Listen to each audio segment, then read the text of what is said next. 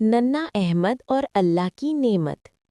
एक प्यारे से घर में एक नन्हा सा बच्चा रहता था जिसका नाम अहमद था। अहमद बहुत हंसमुख बच्चा था और हर एक को देख मुस्कुराता रहता था। एक दिन अहमद अपनी कुर्सी पर बैठा था। उसके सामने एक प्लेट में पीला मीठा आम रखा हुआ था। अहमद आम देखकर बहुत खुश हो रहा था। अम्मी ने प्यार से कहा, अहमद बेटा, ये आम अल्लाह की नेमत है, पहले हम बिस्मिल्लाह पढ़ेंगे। फिर अहमद की अम्मी ने अहमद को दुआ पढ़ाई, बिस्मिल्लाहि व अला बरकतिल्लाहि। अम्मी ने अहमद को बताया, बेटा, अल्लाह हमें खाना देते हैं, फल देते हैं, सब नेमतें अल्लाह की तरफ से हैं। अहमद ने आम का एक टुकड़ा खाया और खुशी से कहा, अल्हम्दुलिल्लाह।